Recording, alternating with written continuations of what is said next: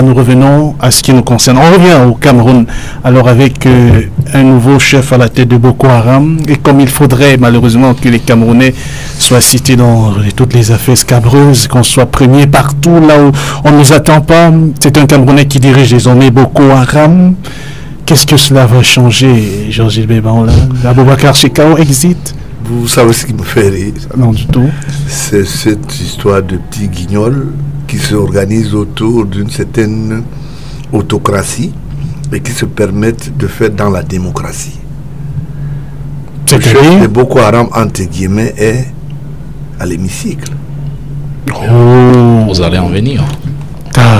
On vous attendait là-dessus. Je ne sais pas pourquoi est-ce qu'on en parle. Le chef de Boko Haram est à l'hémicycle. Déclaration très grave. Non. Je sais que c'est lui, le chef de Boko Haram. Je vous dis pourquoi.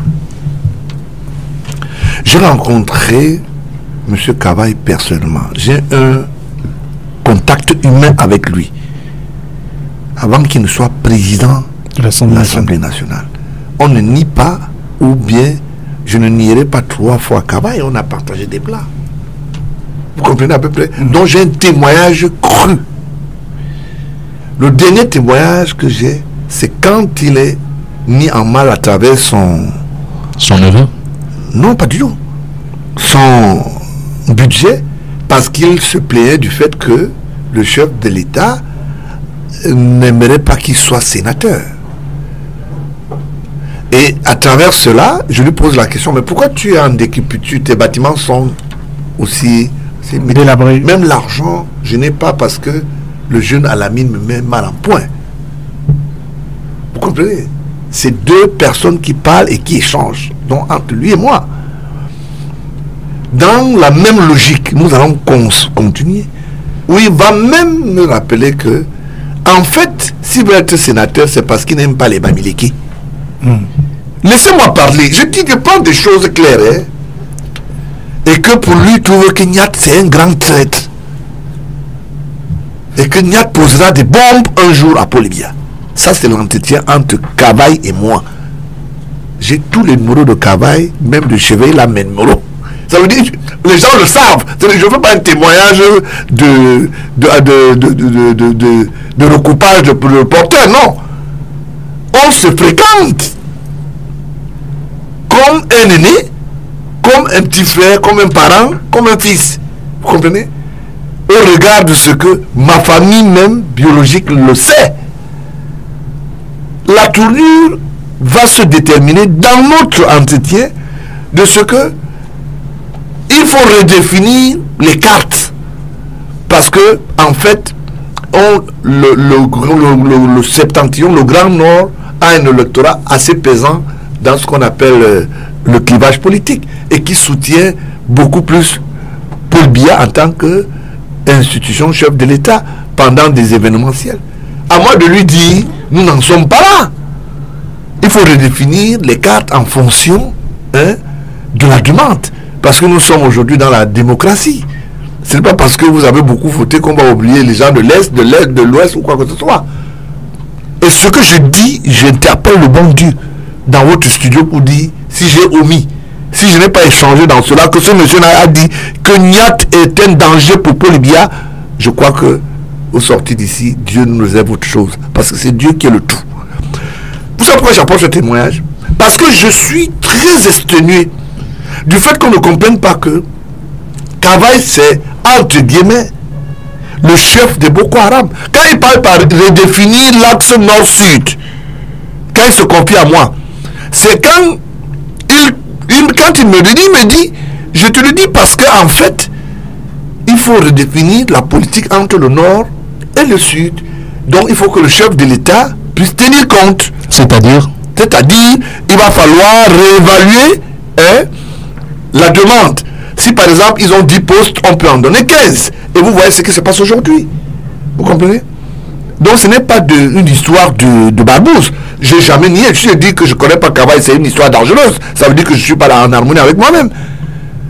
Et quand je pars de là, je pars dans ma tête que M. Kavaï veut être sénateur. c'est moi qui porte la nouvelle à M. Biya avant que les autres ne portent la nouvelle, parce qu'il n'a jamais dit à ses amis ou ses amis politiques ou sa classe politique qu'il va être postulant. Je lui demande pourquoi il le fait. Il dit, je dois combattre Yann. Il faut que je le combatte. Ce jour-là, il portait un chemisier en kaki. Ça veut dire avec un col, ça veut dire qu'avec haute manche. Et il me dit, il faut combattre ces gens. En plus de cela, il veut être argentier et tout. Je le dis. Je m'en fous s'il y a prend ça en considération ou pas. D'accord? Et je me rends compte que nous avons un problème de monopole. Je lui pose la dernière question du matin. Vous pensez que ce n'est que le Sud et le Nord qui peuvent gérer ce pays? Voilà la question que je lui pose. D'accord? Il me dit, ah, il faut redéfinir les choses parce que c'est en fonction de ce qu'on donne à votre père. Je suis parti. J'ai été exténué de voir qu'après ça, c'est le même qui vient dire à l'hémicycle, il y a Boko Haram dans la maison. Ce que vous ne savez pas, son particulier, non, son ex né de camp.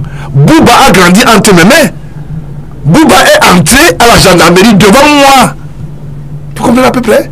Parce qu'il avait un ancien garde du corps qui, selon lui, avait spolié ses 25 millions à travers une affaire de le ministère des Mines, avait domicilié un forage à Tokombéré. Je connais jusqu'à Tokombéré, hein? Le village, vous comprenez? Pour vous revenir sur la question de Boko Haram, on est là plus ou moins dans la conjecture. Vous lui prêtez des intentions. Je vous dis. Mais il n'est pas clairement établi. Bon, non, je vous dis pourquoi. Oui, bon, je vous dis pourquoi. Je vous donne ces détails pour que vous compreniez que l'homme joue à un jeu. D'accord. Vous comprenez à peu près? Le lien entre lui et Boko Haram n'est pas clairement établi. Mais je vais vous dire pourquoi. Oumate est le petit frère de Talba Mala.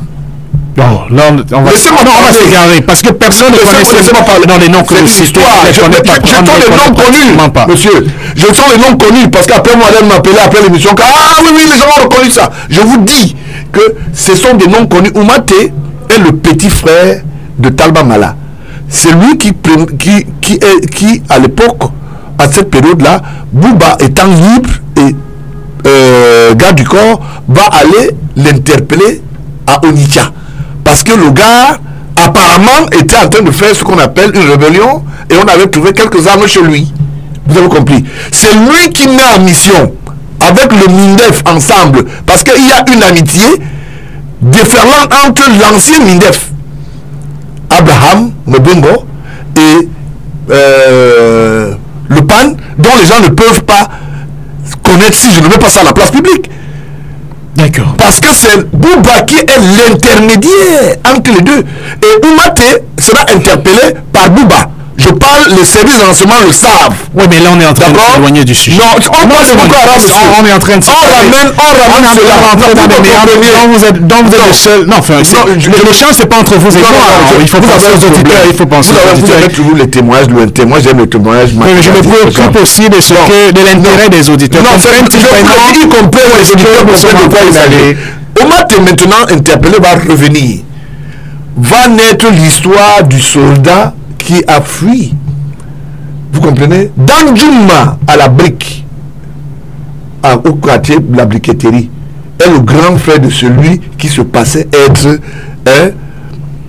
le soldat qui va faire partie Paul Biya. Je ne veux pas citer son nom, c'est un jeune de l'armée, tout le monde le sait. D'accord? C'est des choses qu'il faut que les gens sachent. Vous comprenez?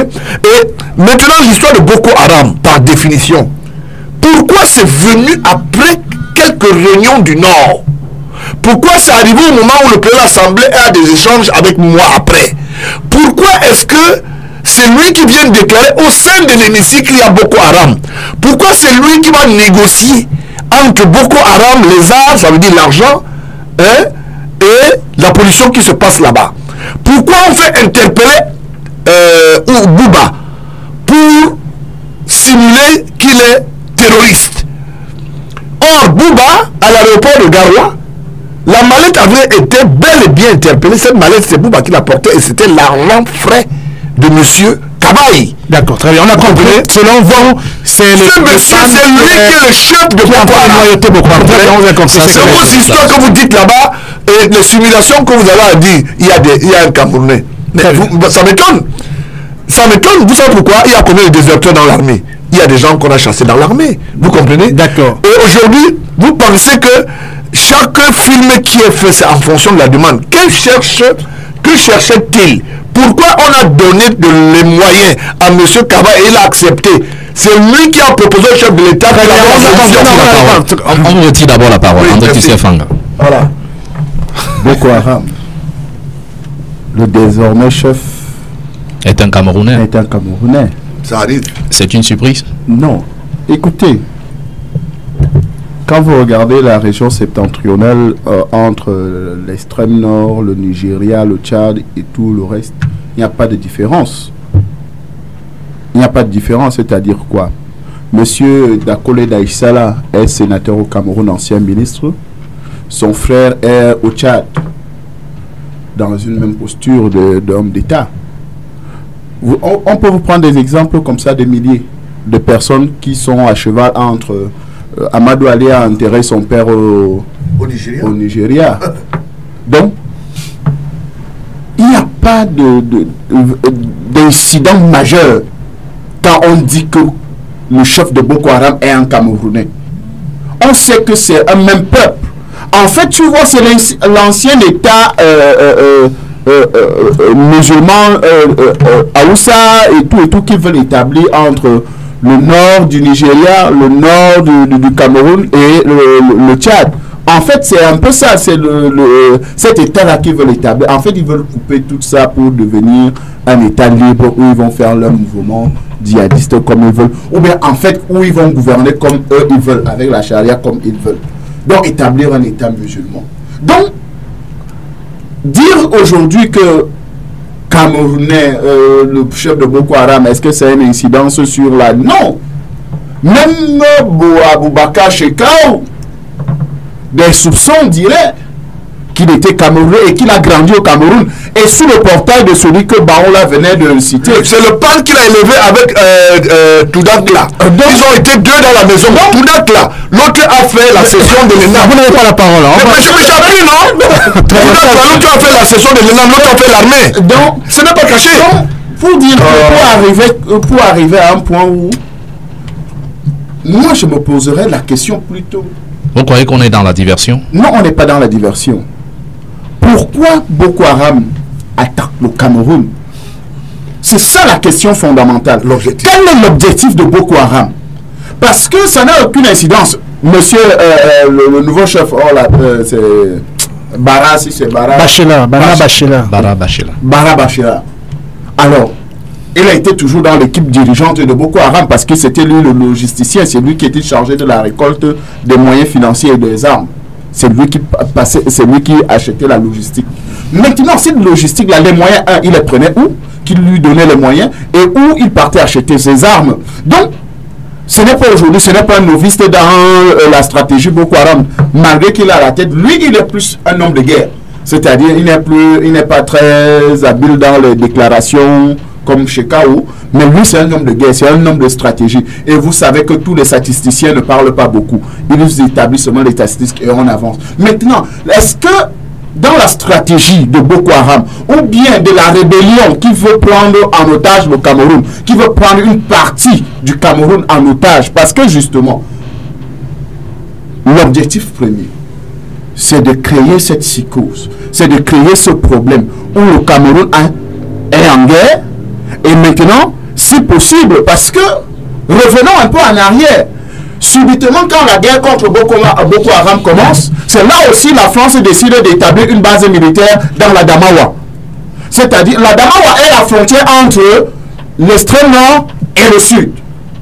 Donc, pour venir faire exactement comme ils ont fait quelque part, que je ne veux pas citer, pour dire que bon, on vous protège là-bas et on empêche que l'armée peut-être qui sort du sud puisse aller intervenir véritablement dans la position du nord. Donc, l'objectif de Boko Haram au Cameroun, c'est là où il faut se poser beaucoup de questions et analyser, aller en profondeur. Et à votre avis, c'est quoi l'objectif poursuivi par Boko Haram? L'objectif est simple, c'est un marchandage politique. Le marchandage politique, c'est-à-dire quoi? C'est-à-dire créer un pôle de sécurité où les principaux leaders, la preuve en est, c'est eux qui se gavent de tout l'argent de Boko Haram en matière de renseignement, en matière de ceci, d'intervention. Vous savez qu'on est en train d'interpeller les gens pour cette affaire. Aujourd'hui, vous êtes allé négocier.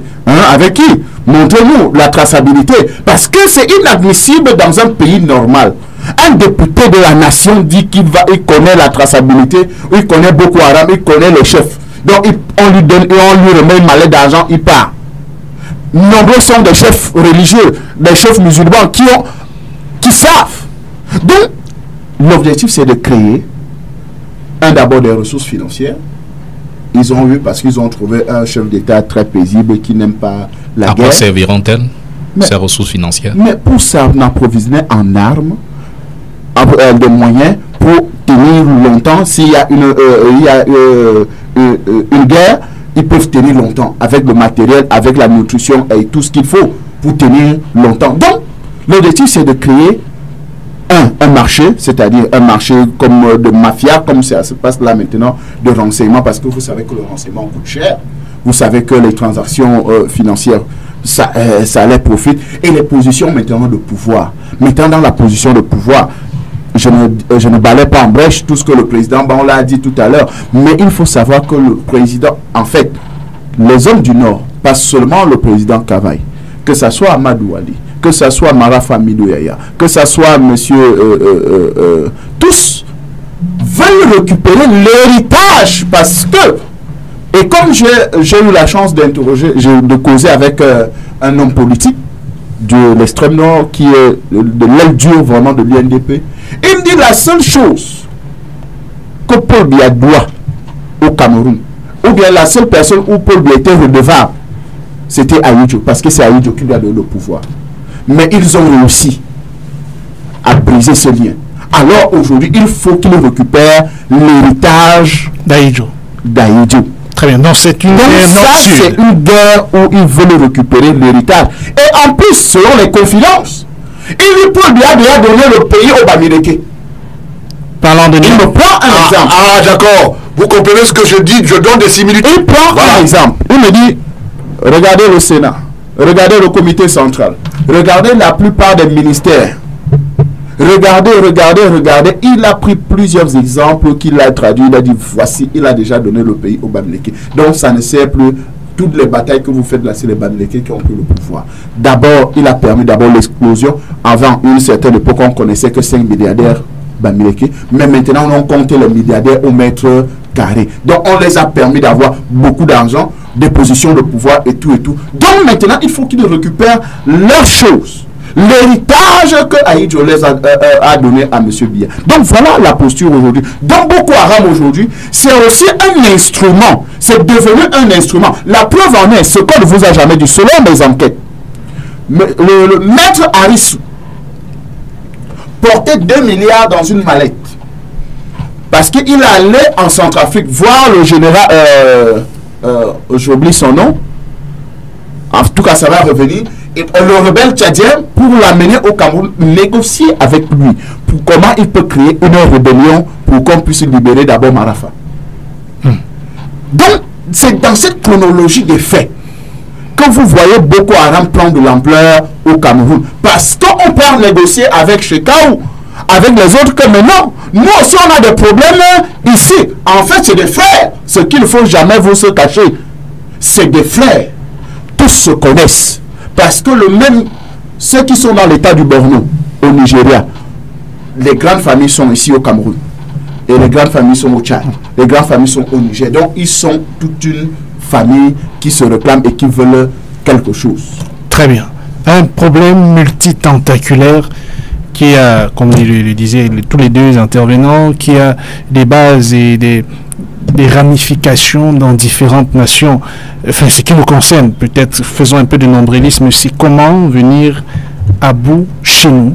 Est-ce que, Georges Gilbert, vous pensez que le plan Boko Haram, M. Biya a eu suffisamment, le président de la République, bien sûr, a eu suffisamment de clairvoyance pour mettre à mal ou en échec les objectifs, comme vous le citiez tout à l'heure, de Boko Haram? Je vous dis pourquoi. D'abord, la première politique sécuritaire au niveau frontalier, disons que de la chaîne frontalière a réussi. Vous savez, les Américains sont entrés aujourd'hui. C'est eux qui ont ce qu'on appelle les grands cyclones, les drones qui sont arrivés. Et dès qu'ils sont arrivés, on a repoussé l'ennemi. Vous avez compris. Mais la base française était là avant. Vous comprenez que les choses se dessinent et les intérêts des uns et des autres se priment. Vous comprenez? Donc, l'histoire de Boko Haram, en réalité, on reproche à M. Biya d'avoir, pendant la passation aux affaires de la bourse locale et financière, il reproche parce que plus de 6 000 milliards ont été mis au... Même la moitié, 3 000 milliards, on a abusé. Parce qu'en changeant la monnaie, on tue le capital. Vous comprenez? Et ça n'a pas arrangé un certain nombre de dignitaires du Nord. Parce que sur le plan capital, ils étaient les plus disants. Vous comprenez? Et s'étant fait froisser par les économies de l'Ouest, ils se disent, nous allons faire comment? En projection, ils se disaient, quand Paul Biya va venir, il va créer une nouvelle traçabilité pour lui donner des avantages. Et faire créer autour de cet espace économique les nouveaux hommes d'affaires du Nord. Peine perdue parce que M. Biya entre dans l'ère du multipartisme. Et dans le multipartisme, on faut d'abord revoir d'une manière littéraire la Constitution. Il faut le faire valoir de la démocratie. Il faut commencer à penser au multipartisme, ce qui met en mal le monopole du Nord. Et ceux qui sont les premiers à dire non pour le multipartisme, ça vient du Septentrion. Parce que c'est les dignitaires là qui ont dit non. On ne voit pas quelle est l'opportunité de ce multipartisme parce que nous on est habitués Nord-Sud, à l'axe Nord-Sud. Nord-Sud. Et par définition maintenant, en dehors de cela, au niveau des échanges économiques, la BEAC va avoir près de 78% de monnaie restante. Ça veut dire que non sérifiée.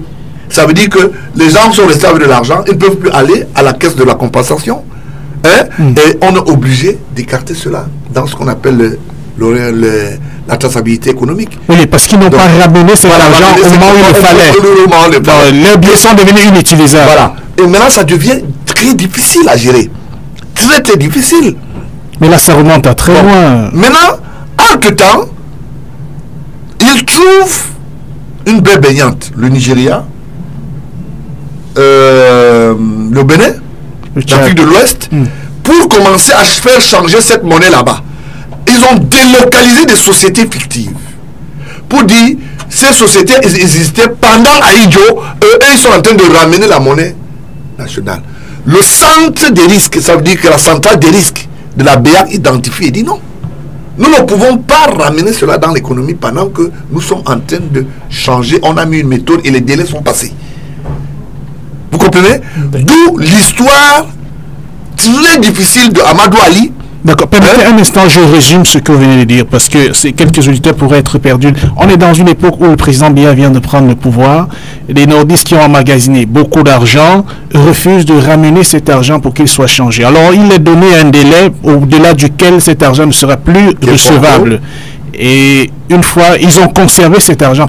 Est-ce qu'ils croyaient que le président de la République s'amusait? Non. Dans leur tête, c'était quoi? Ils voulaient utiliser l'informel pour entrer dans une institution comme la BEAC. La BEAC est une matrimoniale financière africaine. D'accord, maintenant, ce n'est pas seulement Cameroun. Faites le lien avec Boko Haram. Bon, maintenant, le lien va venir d'où? Les gens, les Aradois, les gars comme les Aradois, vont dire, attends, si nous ne sommes pas forts économiquement, nous ne pouvons plus reprendre du service aux affaires du sommet de l'État. Omar Yar'Adua, l'ancien président nigérian. Pardon?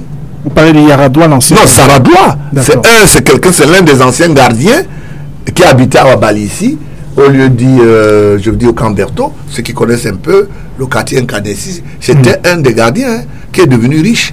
Après, les autres sont devenus le gars de Maïskam, ils sont pleins. D'accord. Qu'on a fabriqué comme ça. Yar'Adua, c'était son gardien. Pour avancer dans le débat, le lien avec Boko Haram. Le lien vient au niveau de l'instabilité économique. Oui. Étant fâchés, qu'est-ce que les gars vont dire? Ils veulent ramener l'argent par le Niger, par le Bénin et l'Afrique de l'Ouest, l'argent n'entre plus. On émet une fin de non-recevoir. D'accord? Maintenant, les gars se disent, ok, comme c'est comme ça, nous allons passer par d'autres moyens. Ils font le schéma politique. Maintenant, le schéma politique, c'est quoi? C'est que, après le putsch, la personne qui va faire libérer le premier putsch, Marafa à la gendarmerie, c'est Semengue. Et le feu Aba Emmanuel, qui va apporter un témoignage. Et, chemin faisant, Marafa va faire semblant d'intégrer le système pour avoir les bonnes grâces. Parce qu'à l'époque, il travaillait à la SNH. Vous comprenez? Donc, maintenant, c'est en ce moment-là que, ayant intégré le système, passant par Aba, qui est qui? Qui est le neveu de la feu dame Jeanne-Irénée Biya, qui a des entrées au palais et qui habille le chef de l'État, qui est celui qui fait dans sa vestiaire. Donc il se dit, avec cette bénédiction, il va revenir aux affaires. On lui donne un poste de directeur d'exploitation, après qu'il soit passé au 7. Après, c'est en ce moment-là qu'il va faire ce qu'on appelle des grimpettes. Chaque semaine, à Bastos, à côté de la maison, l'actuelle maison de, je voulais dire, Bidonquat, là où il y a eu le deuil de Maman Rosette, c'était le voisin et le propriétaire de cette maison. C'était un pasteur qui est mort, malheureusement. Un Gabassa. Donc, c'est des choses que les gens doivent connaître. Dans cette traçabilité maintenant, Marafa va rester dans la logique et va accéder au poste de secrétaire général. Parce que, avec la confiance, on le ramène dans la maison. On se dit, c'est un monsieur qui veut redonner son blason. Mais on oublie que dans le passif, il y a un problème. La première femme de Marafa va partir. Il viendra prendre une fille Elodie ici. Oui, bon, la seule, on ne va pas refaire l'histoire. Le temps nous tient. On ne perdre souvent le temps. On ne va pas refaire l'histoire. On ne va pas refaire l'histoire. La femme de Djibouti. Oui, mec. Allons-y directement. Laissez-moi, parce que vous voyez que le règle même veut que je parle. Non, c'est pour ceux qui voulaient même que je ne parle pas. Et voilà immédiatement. Les gars s'organisent. La première épouse de Marafa part sous le regard de son frère Boukar, Alim Boukar, ancien douanier. Et en ce moment, lui, il est directeur des ressources humaines à Kamtel et travaille avec Emmanuel Ndiamba. C'est organisé. Ne croyez pas que c'est pas un mécanisme qui est monté aujourd'hui.